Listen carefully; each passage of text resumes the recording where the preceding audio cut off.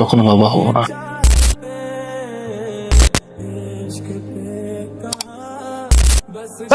মারতাছস কে? মোতালেবের number বাড়ি, এটা আমার নাম রাখ টার্গেট যারা রেপ করছিলি।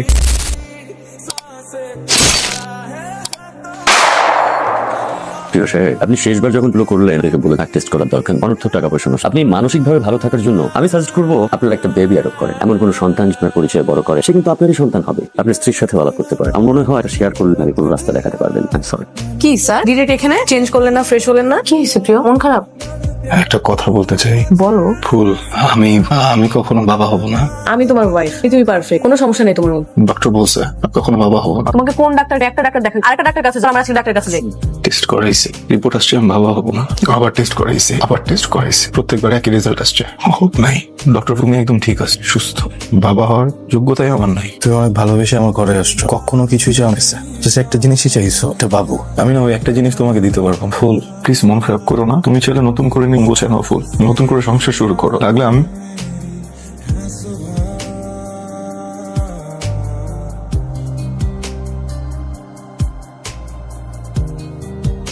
আমার পক্ষে এই সংসারটা সম্ভব না। তুমি আসলে বুঝি, পৃথিবীর প্রত্যেকটা মেয়ে এলো জীবনে মা হতে চায়। আমাকে মাফ করে দিও। ফুল, কই যেতেছো তুমি? চলে যাচ্ছি। কই যাচ্ছো ব্যাগ দাও? তুমি চলে যাচ্ছে স্যার। কোথায় যাবা? বাবা আমার কাছে চলে যাচ্ছে। আপু মুছে যেতেছো নাকি? তুমি বাসে চলো। তুমি তো বলছো আমাকে চলে যেতে। ফুল, আম সরি, আমি কারণে বলছিলাম। আমি অনেক চিন্তা করছি, আমি কখনো মা হতে পারবো। আমি চেয়েছিলাম আমি মা হতে, সেটা সম্ভব। এটা সম্ভব মা হবা? তুমি তো বললাম। তো ওই ডক্টর বলছে, আমি অন্য ডক্টর। আমার ভালো লাগছে না, তুমি বাসে চলো। কি স্যার, কি জানি বলবেন আমাকে? বলো কি হয়েছে? কিছু হয়েছে? কিছু না। ক্ষুধা লাগছে না অনেক? হ্যাঁ কি জানি বলবো আমাকে? বলো কি জানি একটা বলবা। কি কিছু না। কি হয়েছে? কিছু হয়েছে? কিছু না। আচ্ছা তাহলে খাও। কি খাবো? নাস্তা? ও খাওয়া দিবা? তা আগে বললেই হবে। কেমন হয়েছে? অনেক মজা। I love you. কতক্ষণ লাগবে তোমার? জলদি করো।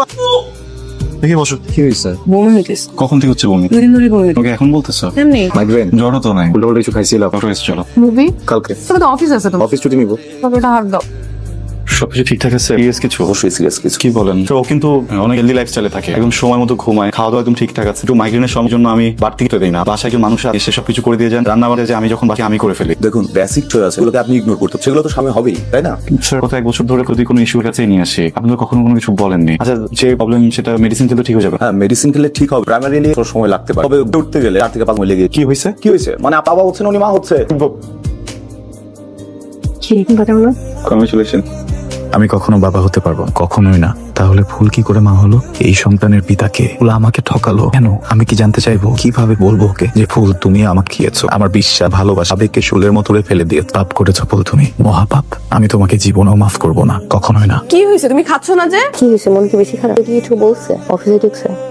তুমি আমাকে কতটুকু ভালোবাসো? অনেক। কিভাবে বুঝলাম না? একটা মানুষ শুধু ভালোবাসে তখন ওই মানুষটার স্মেল অনেক ভালো লাগে। ওই স্মেলটা যতক্ষণ আসে থাকে ততক্ষণ নিজেকে সেফ মনে হয়। আর যখন ওই মানুষটা থাকে না, স্মেলটাও তখন কিচ্ছু ভালো লাগে না। তুমি যতক্ষণ আমার সাথে থাকো সেই একটা ঘুম হয়, আর তুমি যখন থাকো না, ঘুমের ওষুধ খেলেও আমার ঘুম হয় না। তুমি আমাকে কতটুকু ভালোবাসো? অনেক। কিভাবে তুমি আমাকে অনেক ভালোবাসো? তুমি যখন আমাকে কি বলো আমি বুঝি, তুমি যখন আমাকে মিথ্যা বলো আমি তখনও বুঝি, কিন্তু তোমাকে বুঝতে দেই না। কি হ্যাঁ, এখন তো টেনশন করা যাবে না, মজা করতেছি। এখন নিজের যত্ন নিতে হবে, বাবুর যত্ন নিতে হবে। আমার বাচ্চা না, আমার বাচ্চাটা যখন পৃথিবী, তখন আমি অনেক খেয়াল রাখ। ওকে আমি অনেক ভালোবাসবো। Thank you. ব্যাগে কাউকে খুঁজতেছেন? ভিতরে কি কি দেখো? আসসালামু আলাইকুম। কি ব্যাপার সবাই এখানে? কোনো প্রবলেম? কি ব্যাপার? আমি যখন বাবুকে থেকে আসছি তখন দেখি তোমার বুয়া চিল্লাচিল্লি কান্নাকাটি করতেছে। আমি এসে দেখি তোমার ওয়াইফের এই অবস্থা। এখন আমি সবাইকে ডাকলাম এবং পুলিশও আসতেছে। পুলিশ কেন আসবে? ফুল কোথায়? ফুল!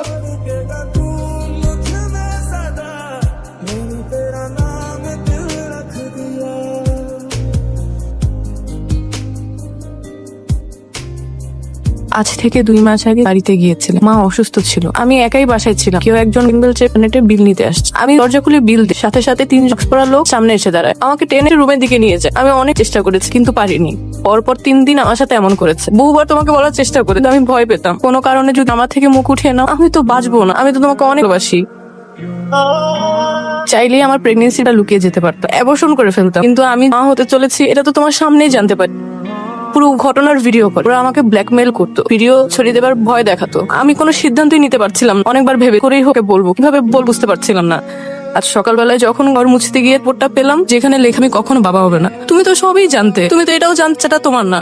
তুই একটাবার আমার বাজে আচরণ করো, কেন চট দাওনি একটা আমাকে? কেন জিজ্ঞেস করো চাটাকার? আমি তোমাকে তোমার মন দিতে পারলাম না, তাই আমি সরে যাচ্ছি। বারবার ছেলেরে তুই বিয়ে করিস না, ছেলে তোকে ভালো পারবে না, কেউ রাখতে পারবে না। কি হইলো এখন? তো আমার মেয়ে আবার কত দূরে চলে গেল। বাবা আমি তোমারে বলতে, তুমি এই ছেলের নাম লাগারো। বলেন ওর কি দোষ? ও তো তার স্ত্রীকে হারিয়েছে 6 বছর। বাবা মা হিসেবে আমরা কি আমার কোনো খোঁজ খবর নি? ওই তো আগলে দিল আমাদের মেয়ে। আমি সব বুঝি, ছেলের বিচার চাই। কেন এমন হইলো?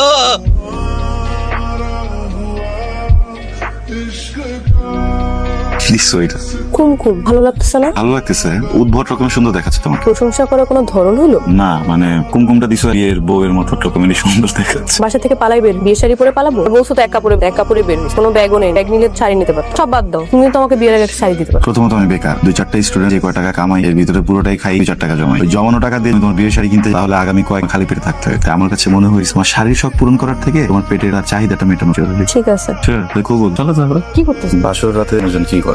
আমি না আসলে রেডি না। ঠিক থেকে আবার রেডি হবা? চলো রেডি। বোকা, মেন্টালি রেডি না। কি হলো, মন খারাপ করছো? না মন খারাপ করে নেই, সত্যি বলতে কি আমি অনেক রেডি। সমস্যা নাই, মানে ওয়েট করবো। যেদিন রেডি হবো আমাকে বললো। আমি তোমার বউ, আমাকে নর্মালি ধরে ঘুমাইতেই পারো। রেডি? রেডি না, বউ জড়ায় ধরে ঘুমাইতেই পারো। আগে বলবো না কি? চলো ঘুমিয়ে।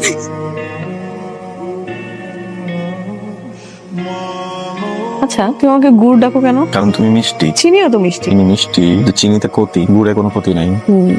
আচ্ছা, তুমি আমার জন্য ফ্যামিলি বা আমাকে ছেড়ে চলে আসছো, আমি যদি কোনো ক্ষতি করতাম? শোনো, মেয়েদের একটা গুণ আছে, মেয়েরা আছে চোখ দুটো দেখলে বুঝে ছেলেদের নিয়ত। আমিও সে তোমার দুটোই দেখলাম, তোমার নিয়ত বুঝলাম। কি বুঝলাম চোখ দেখে? চোখ দুটো খুব একা, অনেক আদরছে। তাই ভাবলাম আমার বাবার কাছে মা আছে, মার কাছে তো বাবা আছে, আমি তোমার কাছে চলে আসি। কিন্তু যদি কোনো ক্ষতি করতাম? তুমি এমন একটা ছেলে, আমার কখনো কি করবাই না, না আমার যে ক্ষতি তুমি মেরেই ফেলবা। তাই না? তো কনফিডেন্ট।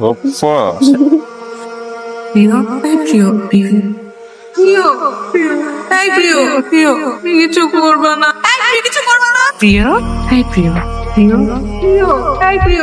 প্রিয়। ভাই এই ব্যাপার কতদিন এইভাবে পাগল হয়ে যাবেন? কোথাও যান না, ও করেন না। আপনার তো ধর বাইরে থেকে ঘুরে আসে। তোমার আব্বা কি এখনো কোর্টে যান? হ্যাঁ ভাই, তো আব্বার ট্রিটমেন্টের এখন বাকি আছে। আমার হেল্প করতে হবে। কি ভাই? আমাদের এরিয়া বা আশেপাশে তাদের নামে রেপের মামলা, কারা কারা রেপের সাথে জড়িত, এটা লিস্ট দিতে হবে। কেন ভাই? হ্যাঁ কেন? আমার এই ছোট বোন লতে ভর্তি হয়েছে তো কিছু অ্যাসাইনমেন্টের জন্য। বুঝতে পারছি, চেষ্টা করলে পারা যাবে। তারা যাবে। কি ভাই, চেষ্টা করে দেখতে।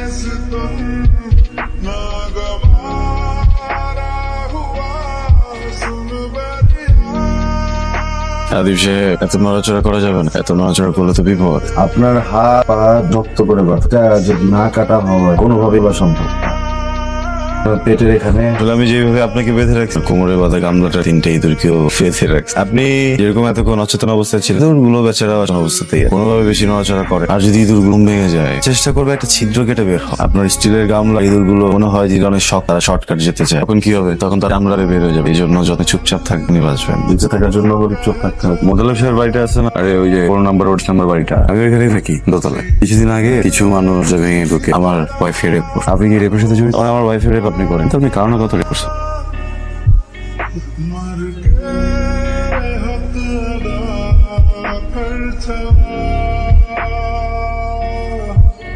পৃথিবী খুব অদ জায়গা, বুঝলেন? সবাই খেলতে পছন্দ করে, কেউ নিজে নিজে খেলে, কেউ আবার দল বাইতে খেলে, কেউ আবার মানুষ নিয়ে খেলে। একা খেলা খারাপ কিছু, দল নিয়ে খেলো কিন্তু কারো জীবন নিয়ে খেলা ব্যাড।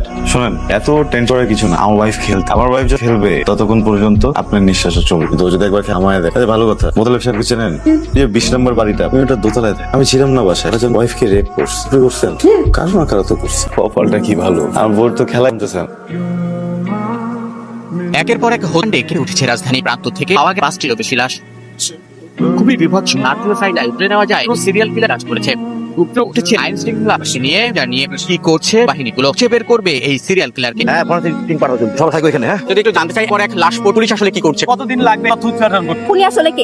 খুনি আসলে আমার বাবা। সে খুনটা করে দিয়ে আমাকে বলে একটা গাইবান্ধার টিকিট করে, তাকে গাইবান্ধার টিকিট দিলাম। গাইবান্ধা গেল, দেখে সে গেল বেনাপোল। তারপর সে বর্ডার ক্রস করে এখানে বসে রিল্যাক্স। উল্টাপাল্টা কেন প্রশ্ন? উল্টাপাল্টা নাকি? এইভাবে এড়িয়ে যেতে পারেন না। হচ্ছে রাজধানী, কিন্তু এইভাবে ঢুকানো হচ্ছে না, সময় লাগে। হ্যাঁ, ইনভেস্টিগেশন শেষ, আপনার কাজটা করতে দেন। কবে নাগাদ জানতে পারবো যে আসলে শুনছিলেন না পুলিশের কথা? দোস্ত, আপডেট নিউজ আছে। 15 নম্বরে নতুন এক বারেকটা আইছে সেই মামা শুধু তাই না ওর জামাই সে সাতার ঢাকার বাইক মামা এবার কবে যাবো রে? আরে বেটা ওর জামাই তখনই নাই তোমরা কোন রকম উঠলি তার বর্মা কেমনে মাসের মধ্যে 8টা দিয়ে পার করে কোলবালি সাগায় যদি থাকি যে একটা শান্তি। এক কাজ কর, কাজ পারমিস যায় কাজী সাহেব কিনা লয়। ওই বেটা আমি শুধু যাই একটা কাজে সেনালো মানুষ হই তিনজন আগে হইব তিনটা, একটা তো আমার একটা ওর চল। খবর রাখছ কিছু বাপ যে একটা পয়দা হইছে র‍্যাপিড ধরে ধরে খুন করতেছে, যাই করছ তা কর, সাবধান কেউ টার্গেটে পড়িস। টার্গেট থেকে মনে বললো কাকা তাহলে বের নাম্বার প্লাটে না ওই জায়গায় সেই একটা পাখি থাকে, পাখির নামই রাখছি টার্গেট। ঠিক কাকা কয়দিন আগে আত্মহত্যা করছে, চাবি যাব ওই যে শেষবারের মতো আর এগোরা যেতাম।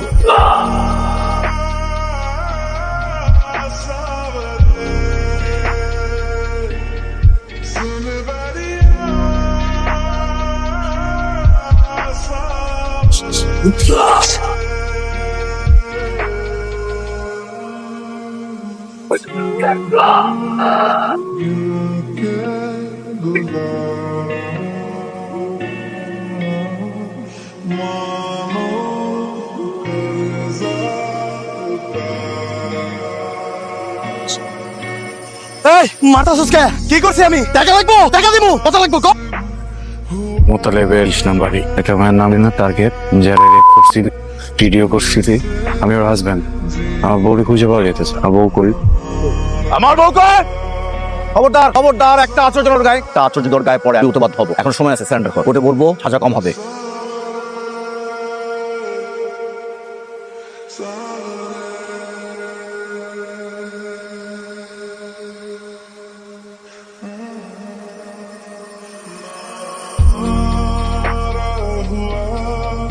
ना तुम